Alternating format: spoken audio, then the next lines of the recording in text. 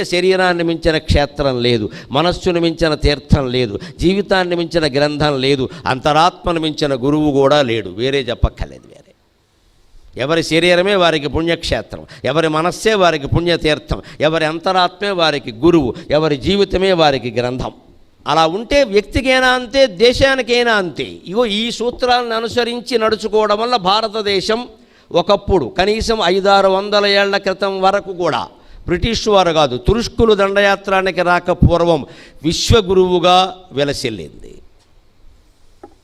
ఇక్కడ నలంద, తక్షశిల విద్యాలయాలు ఉంటే చైనా నుంచి, జపాన్ నుంచి, ఇతర దేశాల నుంచి, సుదూర ప్రాంతాల నుంచి, వేల మైళ్ళ నుంచి ఓడల్లో వచ్చారు ఇక్కడికి, పడవల్లో వచ్చారు ఇక్కడికి విద్య నేర్చుకోవడానికి. ఇవాళ మన కర్మ కాలిపోయి 10వ తరగతి చదవడానికి ఫారిన్ వెళ్ళిపోతున్నాడు వీడు.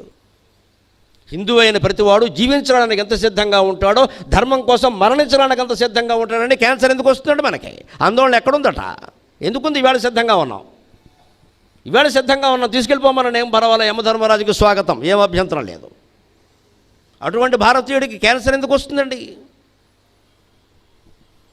ఒక మనిషి ప్రాణాలు కాపాడడానికి ప్రాణత్యాగానికి సిద్ధపడ్డాడు రంతిదేవుడు. ఒక గోవు ప్రాణాలు కాపాడడానికి ప్రాణత్యాగానికి సిద్ధపడ్డాడు దిలీప చక్రవర్తి.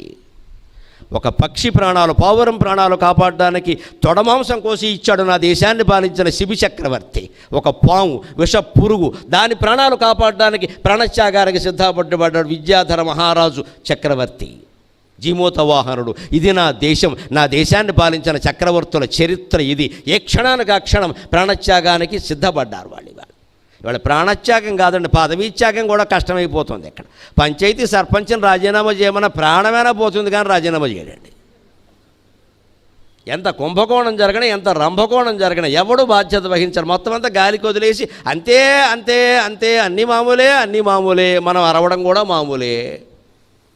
ఈ అధర్మాల వల్ల, ఈ అన్యాయాల వల్ల మొహమాటం లేకుండా చెబుతున్నా, బాగుపడుతున్న వాళ్ళు ఎవరు అంటే మేమే. మా ఉపన్యాసాలకు డిమాండ్ పెరిగింది బాగా.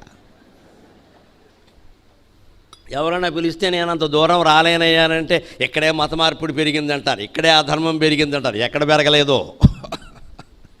అంచేది నాకు అనిపించింది, ఇదంతా మా మేలుకు వచ్చినట్టుగా ఉందిరా బాబు, రోజు బాగి డబ్బులు సంపాదించుకోవచ్చు సుఖంగాను. కానీ నేను డబ్బు ఆశించకుండా, వారు ఏమిస్తారు అని ప్రశ్నించకుండా, కేవలం ఉచితంగా ధర్మం కోసం మాట్లాడడానికి ఇక్కడికి వచ్చానండి. కేవలం ధర్మం.